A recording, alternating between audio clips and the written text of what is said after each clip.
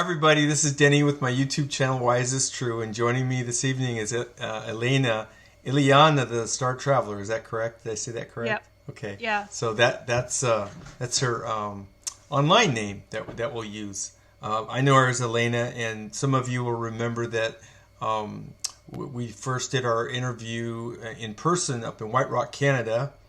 I think it was back in July of 2016, I think. And then we followed up with some Skype interviews. And the reason for the interview today is Elena and Karl Mollison did a fascinating two-part interview that's on Ileana's channel. And I invite everybody to watch that because that's what this interview is about. So what we're going to do is we're going to go back to all the information that was revealed in that channeling session. And this is Karl Mollison channeling Elena's higher self. And so she had prepared some questions. They did a great introduction where Karl had an opportunity to talk about his methodology and what he was doing.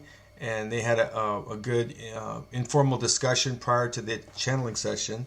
And then the introduction was repeated again in part 2 for people who hadn't seen that. And then the latter half of the channeling session was in part 2. So what I did is I watched the first part 1 up to about 1 hour and 40 minutes. And I was telling Elena, I looked down and I had 21 questions. So I knew that would make for a pretty long interview. And even if the short answers are short, it's going to be a pretty long interview. So we agreed to do it in parts.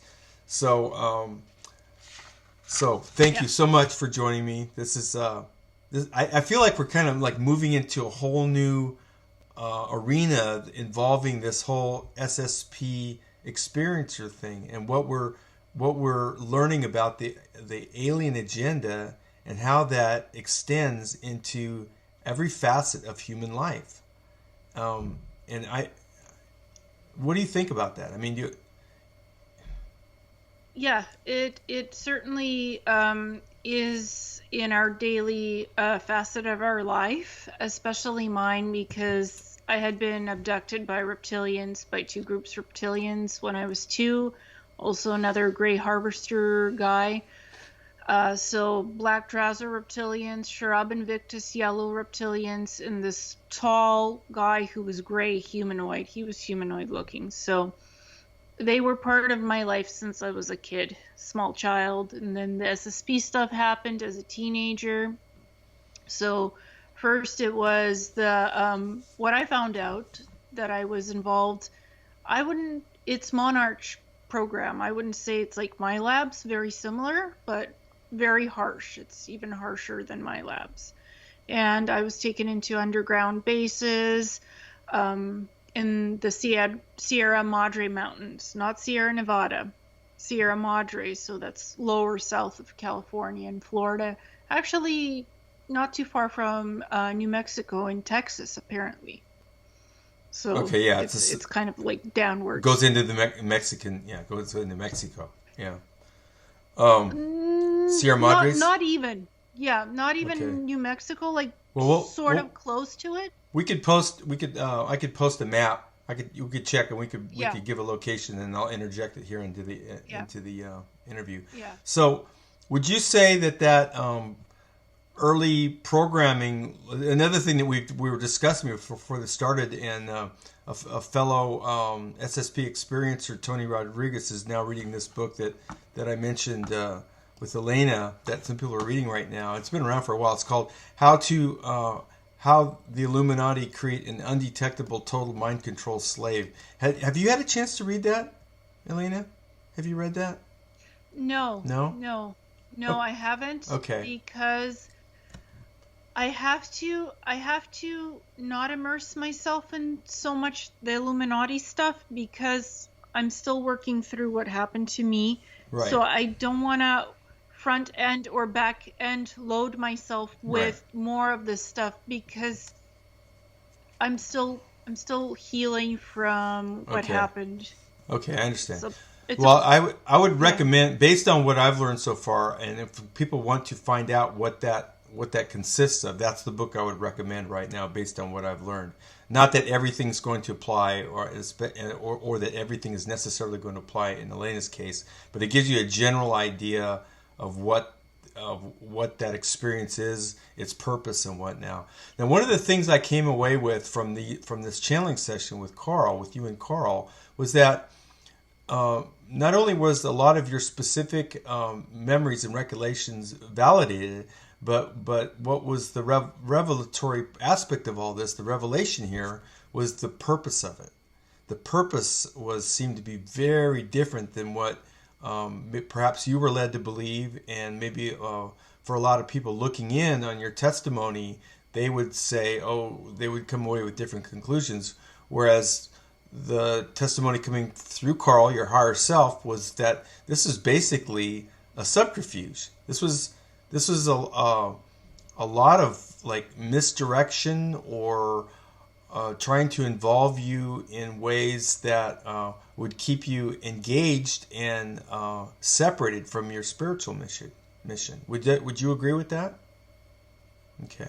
Yeah, I definitely agree with that, because if I had been allowed to do my spiritual mission earlier on in my life, in my early 20s, I could have changed much more things, but I was kept busy with the programs, with the ET abductions, with the ET contact experiences. There was so much of that going on. Let's see. Abductions first by the reptilians, and then the contact experiences with other ETs, so it wasn't just reptilians. Then on top of that, layer it with the SSP stuff. I was implanted, I was tracked. They watched basically all of my life. I've been watched first by the ETs, then by the programs, and by the ETs again. So I was kept distracted constantly, and I kept moving from country to country. I kept immigrating. I was born in Ukraine. Then I went and lived in Israel for 2.5 years. Then I came to Canada. So the countries that I come from, Ukraine and Israel, those are cabal-run states too. So right. Those countries are not the most cleanest and nicest, governments and people. Right. So it's I come from the former Soviet Union, basically. Yeah. Right. So that plays in mind where I was born as well, where I was born specifically. So that had to have played a spiritual role, as well as the role of being abducted and put into the programs. Perhaps even the genetics. Yes, yeah. The genetics, because I have a lot of ET genetics in me. I remember my previous lifetimes as well. My ET stuff, it's encoded. It's in my cellular memory, and I remembered a lot of it. So that has to do a lot with that too. Why they abducted me, and why I was put as an asset into the programs. And I don't call myself a whistleblower or an insider, because I'm neither. Now I say this, I was taken as an asset, not willingly taken. Before, I thought it was all willing and consensual. Now I have to say no.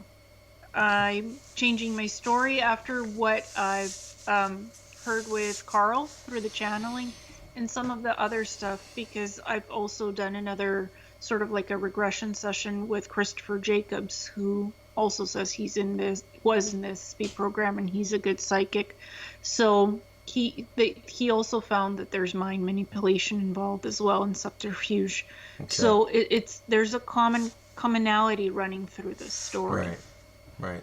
So and that's another thing I should point out too, is that a lot of the messages that came through the channeling sessions was consistent with a lot of the other light being testimony that we got from some of these other channeling sessions that I've done with Karl. We've done a series of them, different from what you guys did, because he was actually channeling your higher self, and there you are sitting there. And the only thing that was even close to that was when you did the Secret Service agent, which was me, but it was from a perspective of not this incarnation, but the incarnation where he went by the name Philip, was a Secret Service agent in the Eisenhower administration, and was killed because of his lack of cooperation with the plan to assassinate Dwight D. Eisenhower. So this channeling session was very different in your case, as opposed to what we've been doing in the majority.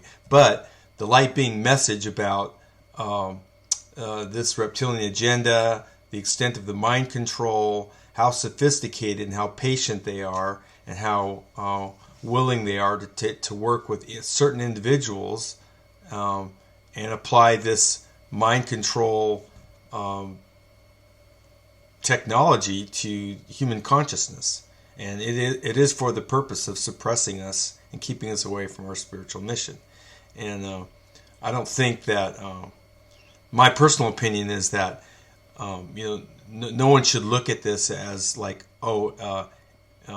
Elena's special or something like that, because this is being done to everyone in certain ways. It just so happens that the way it was done with you was as it pertains to these off-planet experiences and their specific use for you, given your, your, like we said, your genetics, your skills, your past, your soul's plan for this incarnation of what you're going to do. Like I kind of see you differently than you see yourself, because you say you're not a whistleblower, but here we are on public right now exposing the alien agenda.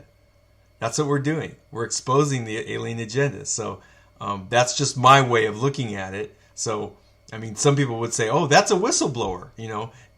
It's okay that we may want to use different terms for that, but to me, that's the value in this. The value in this is that this is no longer a secret, and we're getting outside verification.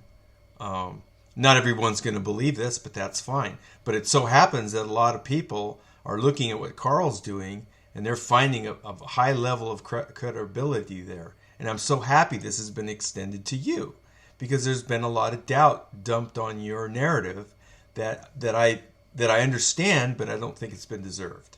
So I'm very excited for you, for me, for Karl, for everybody listening here, because this is like a new era of discovery, where we're peeling away the layers and we're learning the truth. I think we're learning the truth. No. I think so too. Yeah. And the funny part is about these programs, they actually try to make you feel special and like you're all this and that.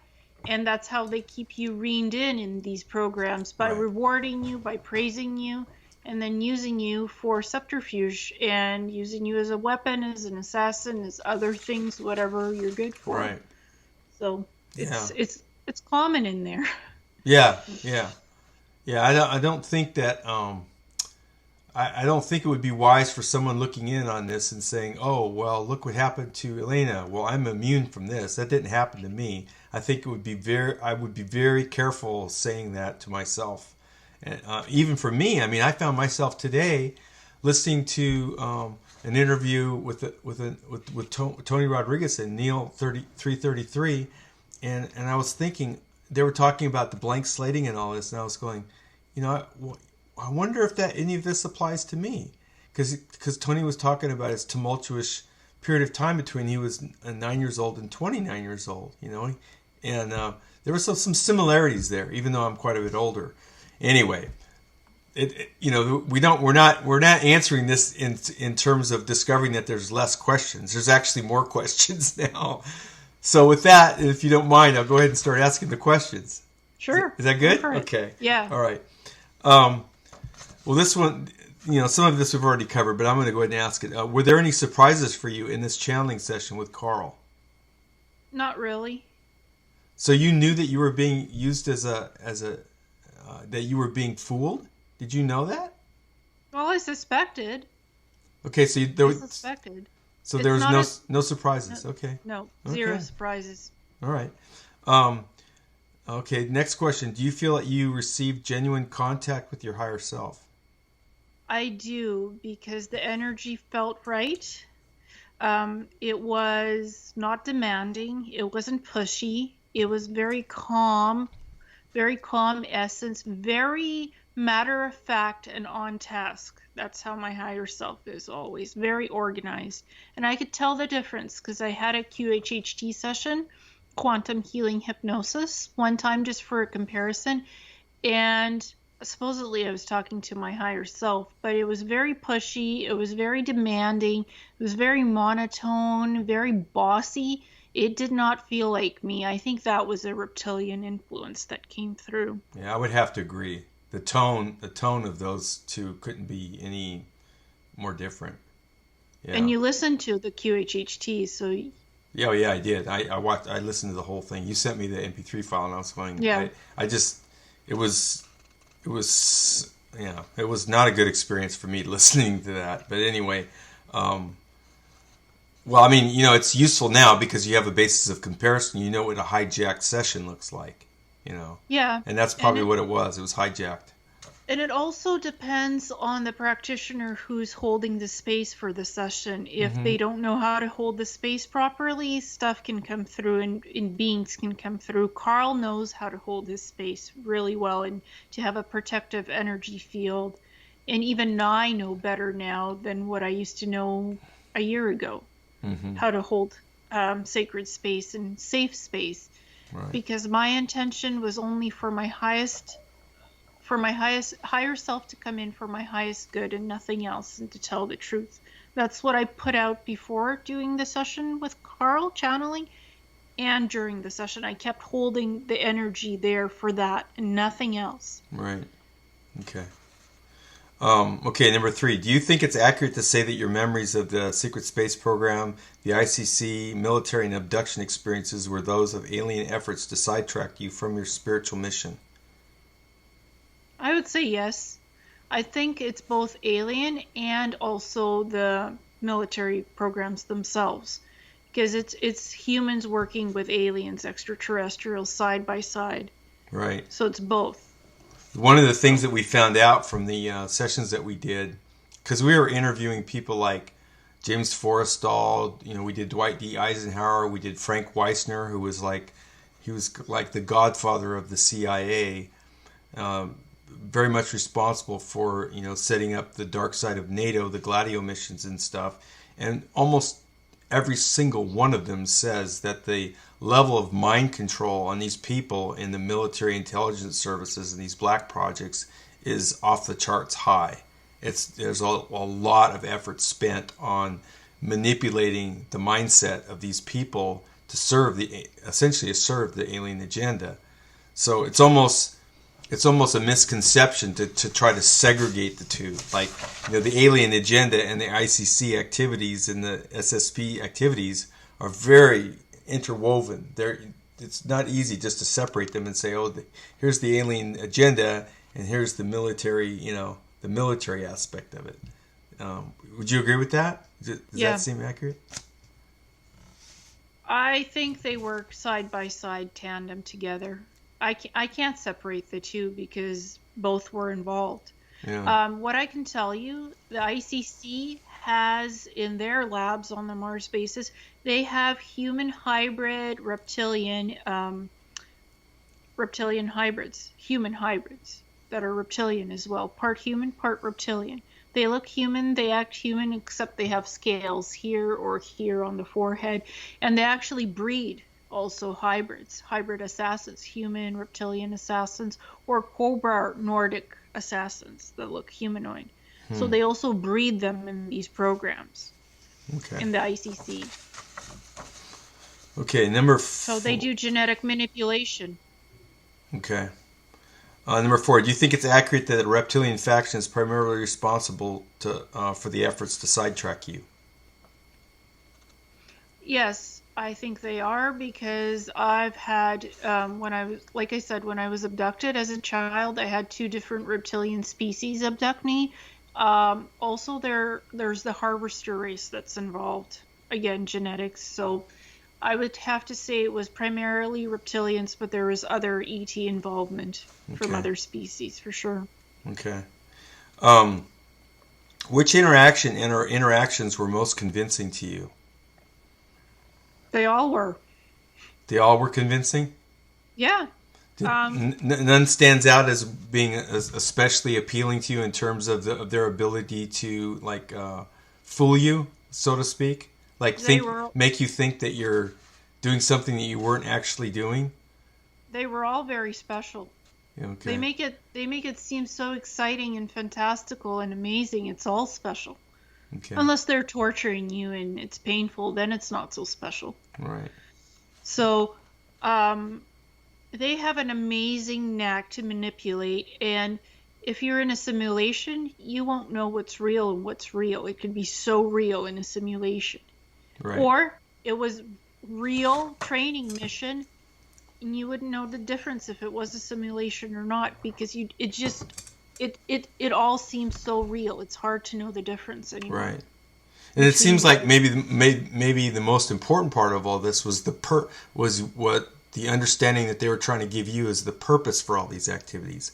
Like they would convince you that, well, you need to learn this because this is how you're going to protect humanity or advance humanity or do something positive, when in fact that was not the case at all. You were just serving their needs, and humans were actually pretty far down on their list of concerns as far as well-being or spiritual advancement, that kind of thing. Yeah. Okay. What the channeling showed is that I infiltrated Mars, the Mars colonies of the ETs that are native to Mars, and infiltrated their colonies, and I acted as a liaison and an ambassador to make them think I was going to help them, but I wasn't. It was like a species cultural exchange program, when it wasn't. I was put in there to spy on them without me really knowing. I thought I was just, getting to know the culture on Mars. I'm here serving on Mars, might as well. They used me, the ICC used me to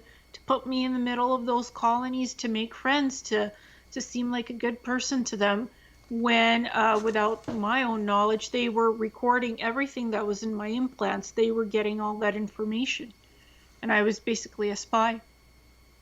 Okay. Has your appreciation of the skills of these aliens involved in subterfuge changed since your experience with Karl's channeling of your higher self? Well, yes. I'm no longer seeking active contact with any alien species or with the ICC or SSP. I'm no longer wishing to have contact experiences. I'm shut down. I'm closed off. I've put protection around myself, psychic protection, and I've done mantras: don't come here, don't abduct me, don't take me. And I've put groups like, you're not allowed to take me, you can't take me, it's against my will, I won't go. Don't play around with my free will, basically. So it was a warning. It was basically a warning. Don't get involved, no matter how much the temptation is, no matter what they're offering you.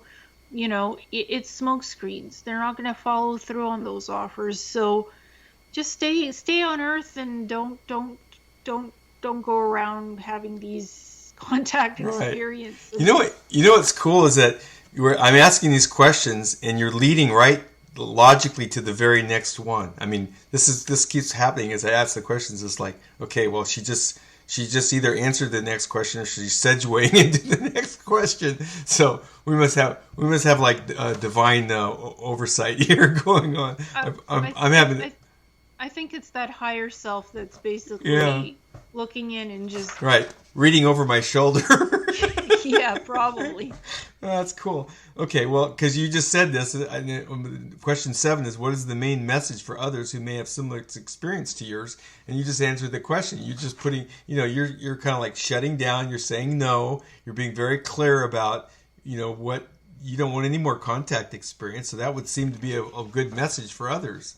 Well, and also be careful what you wish for. I thought the SSPs, I wanted to know what they're doing again. I wanted to be part of them again. I wanted to see what's going on Mars. And they took me again because I wanted that. They took me again, and I ended up on Mars as a military abductee and an asset again. They reeled me in. Temptation. Careful what you wish for, because you just might get it, and I did get it in spades. Right. Again, they took me again and again and again because I gave permission for it to happen. Basically, if you give permission, free will, it works here on this planet. It works on Mars and the solar system. If you give permission, and if you want to go with them, they'll take you happily. Right. You just open the door wide open. Right.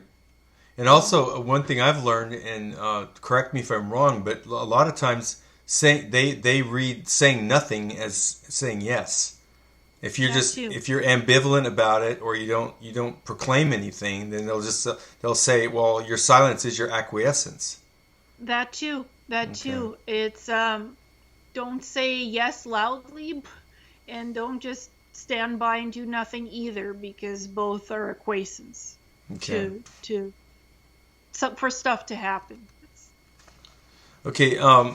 Number eight's a little bit more complex, and I'll repeat it if I need to. Okay, so which of the two purposes for your recruitment was most successful in your opinion? So what I got from listening to the channeling was that the two purposes. The first purpose was to prevent you from pursuing your spiritual mission. So that was one of the purposes. The second was to use you as a credible interface to interact with newer recruits and use you for various missions to further enslave mankind. That was the other mission. So my question is, which of the two purposes for your recruitment was most successful in your opinion? Oh, I would say number one, because my Really? health was ruined. Yes, it So was the most that successful. preventing you from pursuing your spiritual mission. Yes. I can't even leave the country. I can't travel. They ruined my health. The programs ruined my health. The reptilian abductions ruined my health, and I can honestly say that they were successful. Okay. Very successful. Okay, but now you are no longer recruited. So if I could be No. so bold to point out that you can resume your spiritual mission, and you might end up being tremendously successful. I hope I can resume it. I still can't travel outside of the country. But you don't need to No. pursue your spiritual mission. I mean, this is evidence of it right now.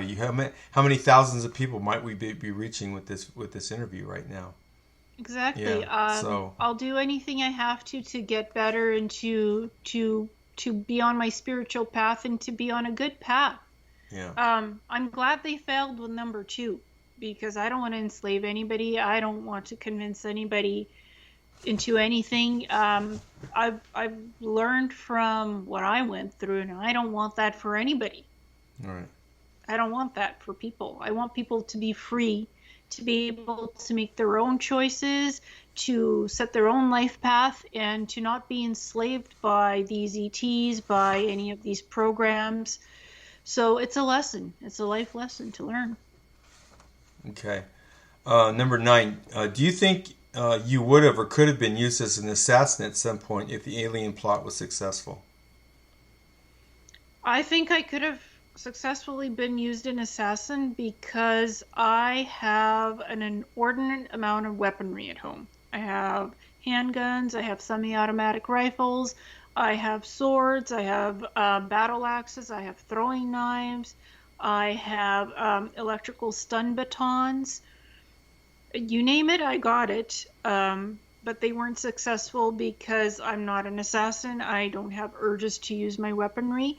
But if they kept me in the programs, I could have been used as a full-blown weapon without any problems. Because the training is there. When I was younger, the passion was there to use the weaponry. I never did fully use it, but the passion was there. I was a battle-ready, trained warrior. So they could have easily. And maybe I don't remember some of it. Maybe I was used as something. I don't want to remember that. Yeah. But I don't have the urge to kill anybody or anything. I'm a pacifist. So I'm glad that programming did not work. And it failed miserably. In my opinion, in this life right here, it failed. I might have the weapons collection, but I don't want to grab it and go off and do stuff. No thanks. Yeah. So, can you envision a plausible target for such a thing? Yeah, I can envision a target inserting me to spy on people, to lurk, to spy, because I'm very good at, like, sometimes I will just go around the corner, and I'm so quiet people won't see me when I'm there. I'm standing right behind their back and they won't see me. So I'm thinking schools. I'm thinking schools in very public places. That's where they could have inserted me easily. Because I seem so unassuming, so non-threatening. not somebody you can remember, plain Jane. So you could put me anywhere, nobody would notice me, and I could just get information, or I could easily, off somebody. Nobody would notice because it's you seem so unassuming, like a young woman just walking around. And I have a wig collection, so you can dress me up, you can doll me up in makeup as well, and nobody will recognize me, not even my own mother. Okay. So that's something else that I used to do. I used to dress up and look like somebody else. So the multiple personalities. I don't have multiple personality disorder, but the ability to take on somebody else's role and be somebody else, that comes easily to me. That comes easily just for an hour or so. Nobody would know the difference. Okay. Whether it was me or somebody else in a wig. So, what do you think is the most important thing for people to understand about the Monarch Illuminati mind control programming? Or at least the mind control programming that you were subjected to? What do you think is the most important thing for people to realize about that? They whisper sweet nothings into your ear. So many different promises. You're going to change the world. You're going to make it all better. This is for your highest good. No, it's not. Behind each promise, there's a smoke screen of something bad that you're going to be doing. They're prepping you for that. So it's false promises. Monarch program is heavily mind manipulated. They use layers of mind manipulation. Any way they could. They could break you, torture you. They could break you down and then easily manipulate you. And if you're not easily manipulated, then they'll offer rewards and incentives to get you to cooperate. So they're very tricky and slippery. Elena, how do you think it's different between how that works between women and men? Do you think it's they use a different methodology with women as opposed to men, or do you think it's pretty much the same thing? I think there is a difference. Women have much more patience. And for me, technology is my weakness. You give me gadgets, I will happily play with them. So for women, shiny, sparkly things sometimes can be an incentive. It's patience. With women, you can train women more for longer periods of time. Women have the patience to stick with it and continue doing it until they get it right. Mm-hmm. I don't think with men it might not be so patient to stick with it that long. It's like, you can't do it, screw it. I'm moving on to something else. Maybe just thinking that way. I don't want to offend men. It's okay. Men have been offending women for quite a while, so you can have your turn. Anyway, never mind. It's okay. Let's see. Well, the reason I asked that question because when you said sweet nothings, and it reminded me of some guy trying to seduce a young girl and promising her things and trying to seduce her, with sweet nothings, so that's what I was thinking of that. It's like wow, I wonder if it's different for men, that if they say different things to men to get them convinced that what they're doing is good or whatever, Anyway. I think on women, they might use a softer approach to how they train you. On men, it's a harder approach. Okay. It's more battles, it's tactical, it's toughness and all that. Toughness, yeah. And in terms of the Illuminati, they hide in plain sight. You might be standing in front of an Illuminati and you won't even know it because they're so good at masquerading themselves and inserting themselves into banks, into schools, into anything, basically. They're so good at it. It's prevalent. Yes. So you wouldn't know if you're standing beside an Illuminati member. Okay. All right. Question number 12. With the statement from your higher self, and this is a quote, all is a manipulation with extraterrestrials, unquote. Do you think there are any exceptions? I think that sometimes there are exceptions, and I think of that as myself because I was an ET at one time. I've had ET lifetimes. So I trust myself as what my ET memories were beforehand, before this life, of what my ET memories are. I trust that. Right. ETs can easily masquerade themselves as anyone or anything, from what I've learned. And they could promise you things that sound wonderful, benevolent, and amazing, and then they could backstab you and do something else. It's totally against what your spiritual mission is. I think sometimes there are exceptions. I don't believe all ETs are bad and nasty and mean and have a nasty agenda for us, but I'd say be careful who you interact with and associate with. ETs, because they can shapeshift, they can change forms, they can appear like your mother, but they're not your mother. So just be careful. Right. The reason I ask that is because, there's a lot of claims about ET interaction, and, on one extreme, we have Dr. Greer talking about, all the aliens being good, basically, and I think that's a compelling argument for a lot of people. But, here we have the statement from your higher self: all is a manipulation with the extraterrestrials. All is a pretty, that's all means all. All means all. So, I mean, it's so, so it brings up the question: is there any exceptions? And what makes this question so interesting for me is when you look at the issue of free will.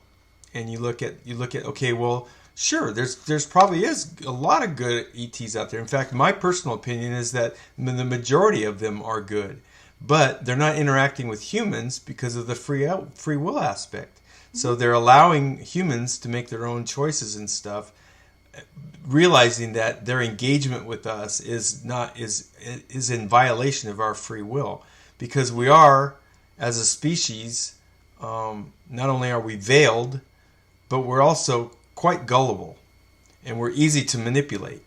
And even the ones of us who think that we're very sophisticated and above all of that, in fact, some of those individuals are they're the ones who are most easily manipulated. So I'm thinking about the free will aspect, like, okay, well, if a good ET is probably going to be very careful about interacting with humans because of these issues, because they know just by their own presence that they could be violating that person's free will. So anyway, maybe you can elaborate on that. Well, from my experience, the universe is not perfect. Not all ETs are perfect. Some of them are more advanced, civilization-wise, culture-wise. Some of them are more primitive and aggressive and warlike. There's all kinds. Right. It takes a country and it takes a gym to dance in tango. So I think of ETs that way as well. They're not all perfect. They're not all good. They're not all bad. They're everything in between. It takes two to tango. So just be careful. A word of caution if you're trying to make ET contact. Be careful who you talk to and what you're offered and why. Ask these questions. Who are you? Where are you from? What do you want from me? What's the purpose of all of this? Where are you taking me? Like, ask a lot of questions and always say, tell me the truth and nothing but the truth. Don't lie to me. This is my free will, my choice. So make sure you have safety protection if you're making contact, because there's tricksters and hucksters out in the universe, even among ETs. We're not all perfect. Right. Okay, good. All right.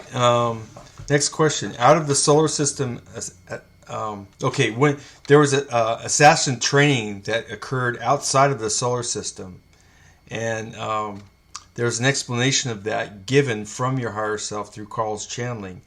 And when that was being discussed, I noticed on your side you were smiling.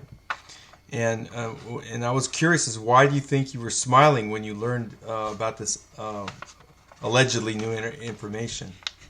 Oh, I've been taken so many times outside the solar system, it's not funny. That's why I smile. It's happened multiple times. for training, for ET abductions, for SSP stuff. I've been taken outside the solar system so many times, it's not funny. That's why I smile. It's not new. I'm not even from this solar system. My original incarnate, like my ET self, my original self, it's not from this universe. So that's why I smile. I'm not from here. I'm not from this solar system. So I smile. Okay. My higher self is not from here either. So it's just, for me, I smile because it's normal to hear this. For me, it's nothing new. Okay. So, and I'm still smiling now. I'm not from here. I don't consider myself, let's just put it this way, I don't consider myself from this solar system or even from this universe. So that's why I smile. Okay. Okay, this kind of goes back to a line of questioning that we were getting to earlier. Do you think it's possible that they, in fact, use you for an actual assassination, and that is something you will remember when you are ready? I think it's very much possible, because I do have that training. I have the weapons training, and I'm not a person who's afraid to use weapons. I can and am trained to use it, and if push came to shove, I would use weapons to protect myself or physically protect myself with martial arts. I have some basic training in that. I don't want to remember. If I was used to kill somebody, I don't want to remember that. I don't want to associate myself with killing. I say it's a strong possibility that they did. But the thing I remember when they put me into the programs, I did not want to fight. I did not want to be a soldier. The only thing I agreed to with my free will was to be battle-ready trained. To be battle-ready trained, but not to engage physically. Okay. I was heavily against that in the programs. And I remember they stuck me in data centers, data information centers, gathering and collating data. So I was what they consider a stubborn one. I did not play along with games that they would play with me. I was very stubborn, and I was a pain in the ass in their programs. Okay. I would say not a very good soldier. Okay. Do you have any recollection of being in a leadership position with other untrained humans in a situation that was escalating into violence? I don't. You don't? I honestly don't. Do you think the messages given to you from your higher self also apply to other SSP experiencers? I would say yes. Don't be so easily duped by everything that you listen to, that you're told, all your experiences. Be more careful these days. Even I'm more careful after everything that I've learned recently. And just be cautious. Use discernment. Don't be gullible. Don't take everything as the gospel truth and nothing but the truth.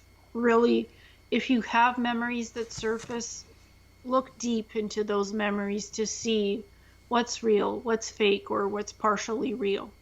Right. And does it mean anything to you? Are those your memories? Because sometimes they might not be your memories, per se.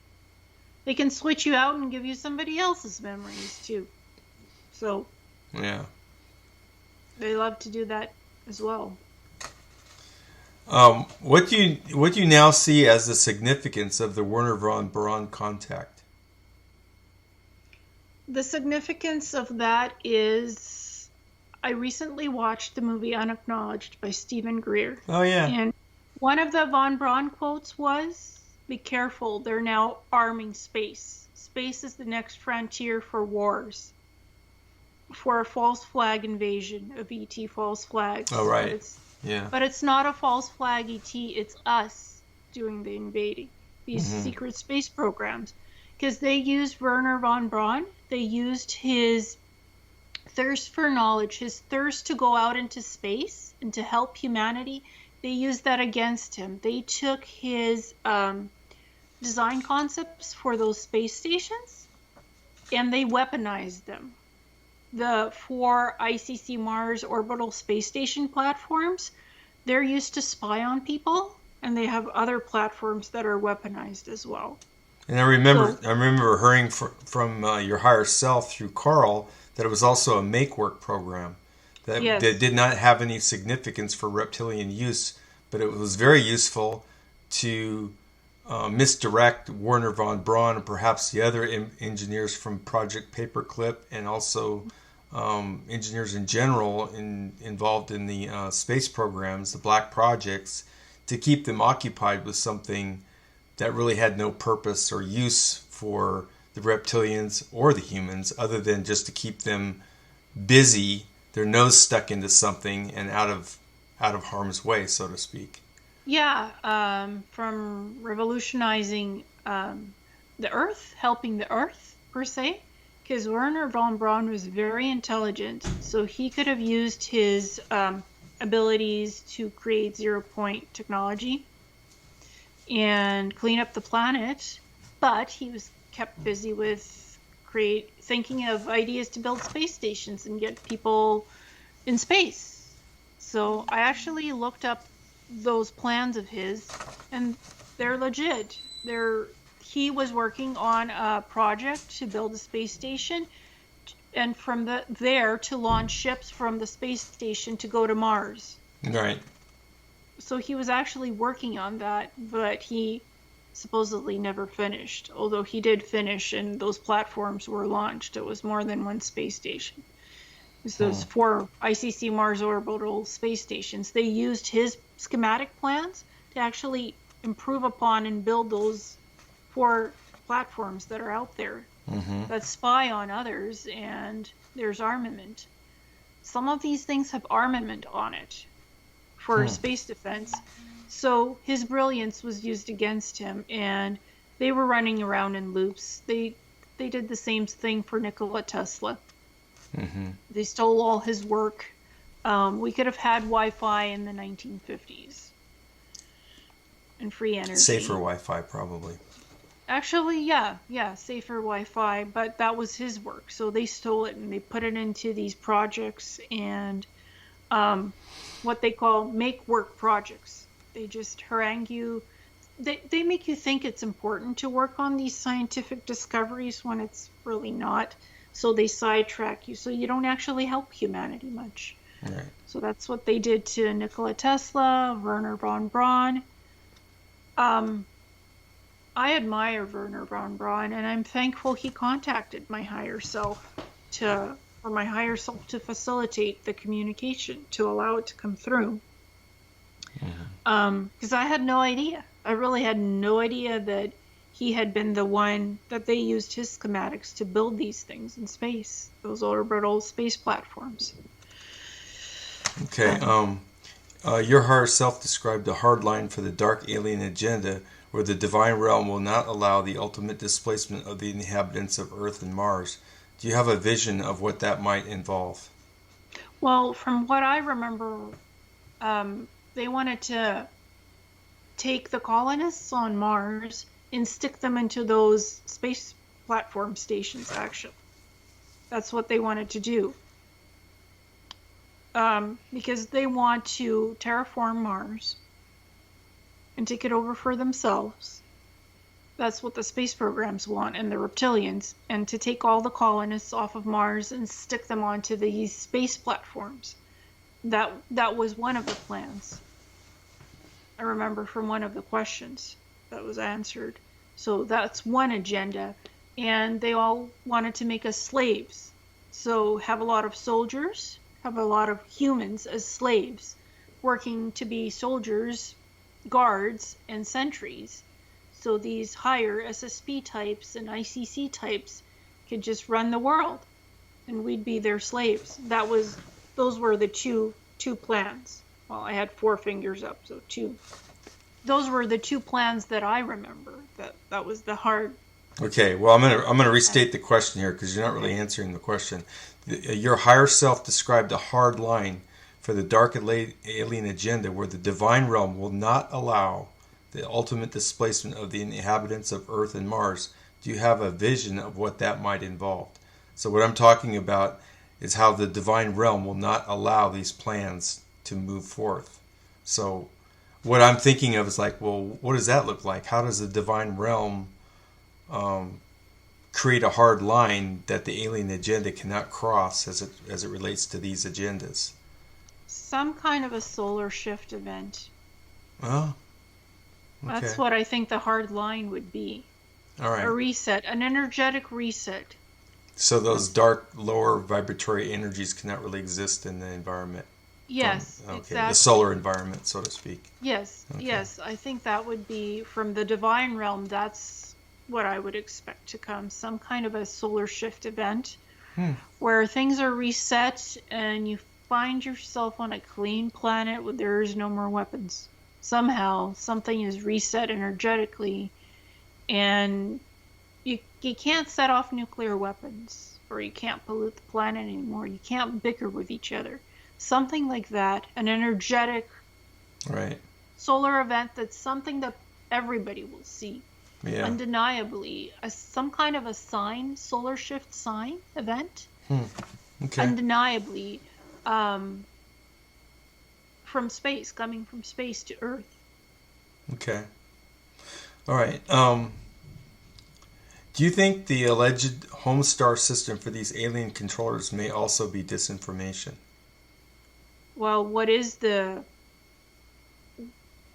Okay, let me ask you this. What is the home star system? Oh, I've heard all kinds of things. And I've heard some things that aren't even... that I've not seen anywhere else. I've been told things that I have not been able to find on the internet or in books or anything like that. But the fact that I was told that really got me thinking that I already know that aliens have a tendency not to be honest. Even the more benign ones won't be honest about where they're from. They'll say something else, or they'll let the human questioner lead themselves to an answer that's then no longer disputed. So, you'll like the Nordics or whatever. Oh, you're from Pleiades, and they go, oh yeah, okay, we're from Pleiades. Or and then another scenario that you see is them saying that they're from some star system, but in actuality they're a subterranean race. They're an Earth race that's portraying themselves as something. I've heard that storyline too, that narrative. So I just, with your exposure to all these things, I thought, well, that would be a good question, because there's so much disinformation. It seems like their stock and trade is saying a lot of things that aren't true. And I thought that could also be one of them. If they have a specific reason, I'm sure they would lie. If they don't want you pinpointing their galaxy, they'll say something like, oh yeah, I'm from Arcturus. Yeah. Well, Arcturus is huge. Like, where are you? Yeah. What? Right. Betelgeuse, like, where exactly are you from? If somebody, okay, let's play an example here. Okay, I tell you, I'm from Kanatra. It's in the unknown universe. You're gonna say, what? Where? Because that's not on our star charts. My soul originally came from a planet called Kanatra, a fire planet outside this universe. I can't grab an Earthling map, a space map, and tell you where that is. That's not even in this universe. But I'm not lying to you, because I know where my soul came from. So sometimes it's about this thing not even being on our star charts. It's like not even in this universe. Right. So they could be telling the truth about that. Right. But they can also be lying depending on their whatever the agenda is. Catch 22 or catch 21. Whatever the agenda. They all have their agendas. Just, they're not perfect. They have their agendas. So either it could truly be like, okay, I'm from Kanatra. That does not exist on your current star charts. It just doesn't exist on our star charts. So even if they told you the truth or a lie, it's almost immaterial, because what's a human going to do with that anyway? Even a sophisticated one that is privy to, star charts that we don't even have any idea exist, which is certainly plausible given these secret space programs that are out there. Exactly. Okay. All right, so we have two more questions. Can you elaborate on the concept of human fault being minor, but the consequences being major? So when you come here to Earth, you're basically blank slated. You're veiled. So you can't really know your faults, what you did beforehand.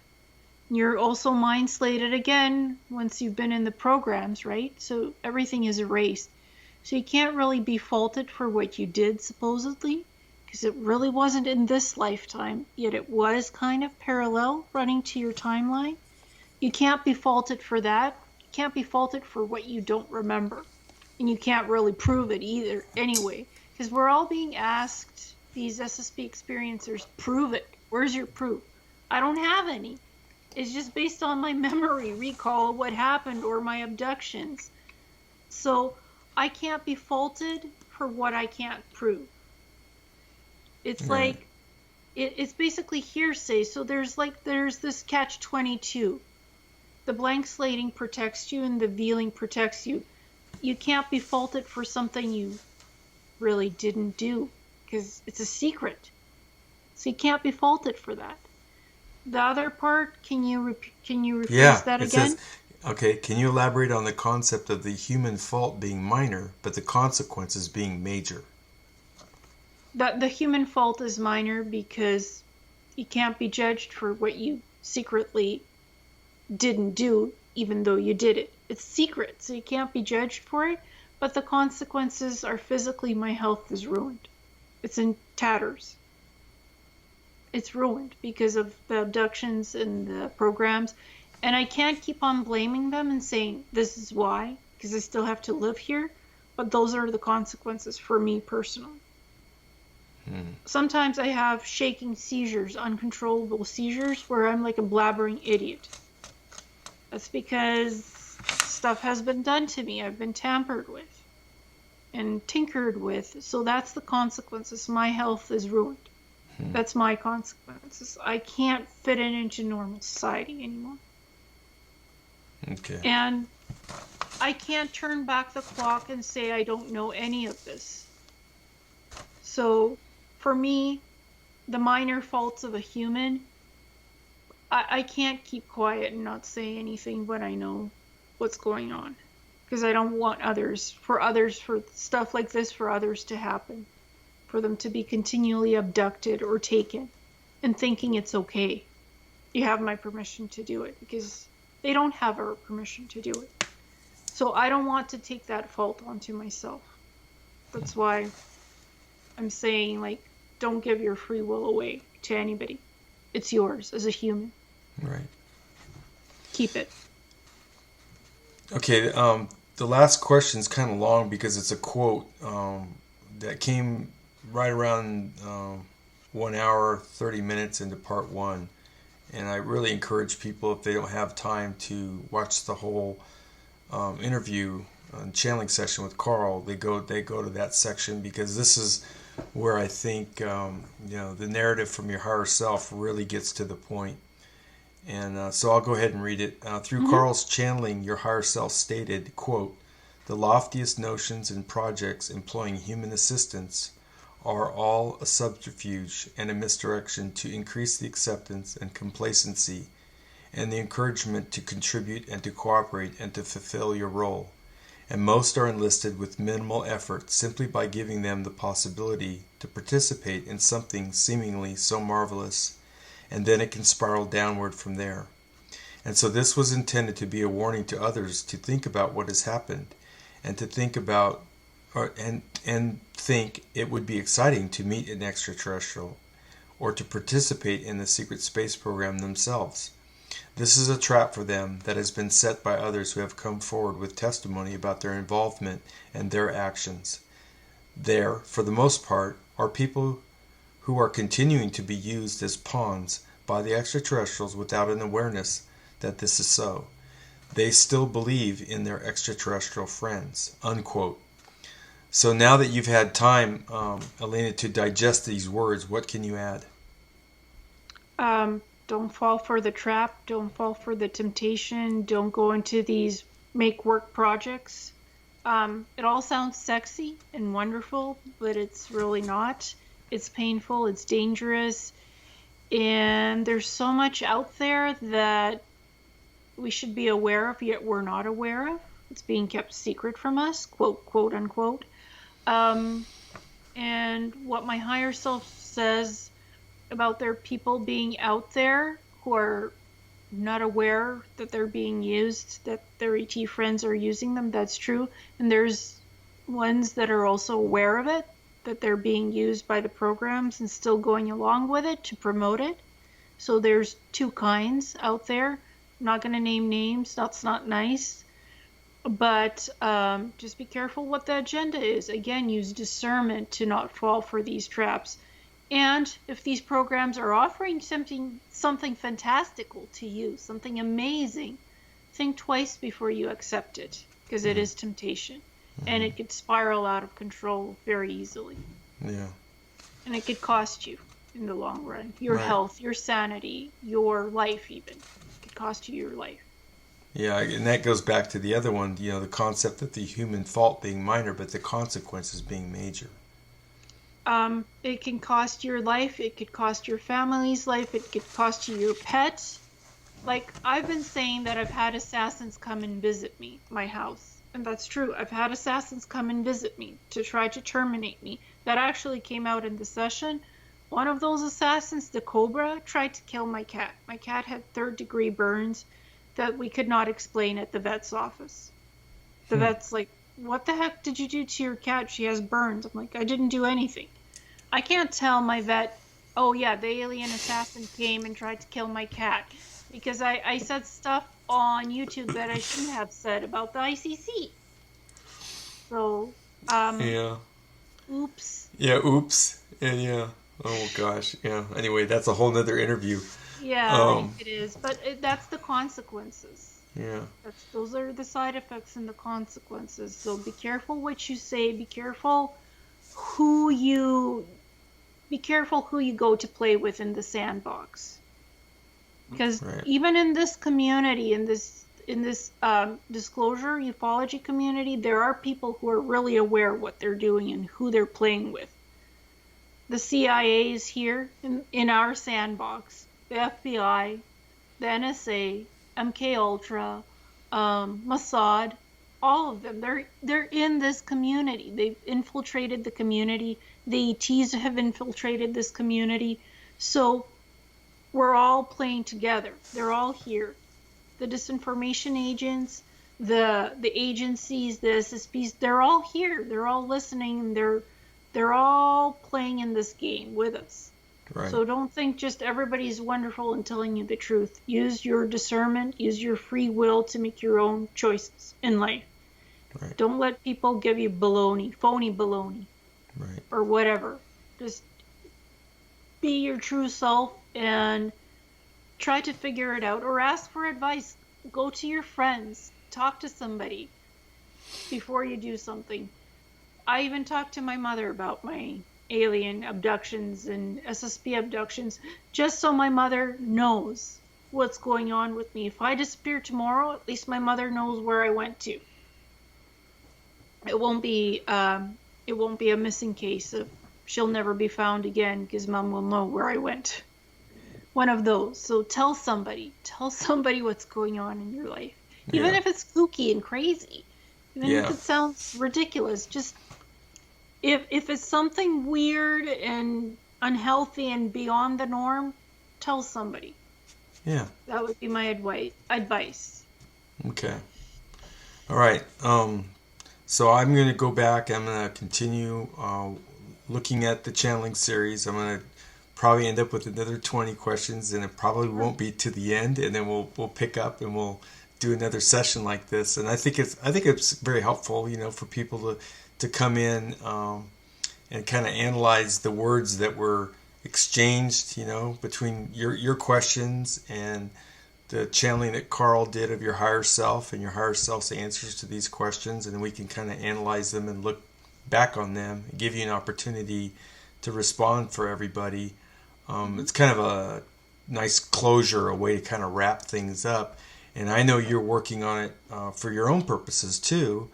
which is probably helping you with the answers that you're giving me in this interview. So I want to thank you for doing this, and we'll join again with your permission. We'll do another session, and thank you for everybody for joining us this evening, and we'll be back again.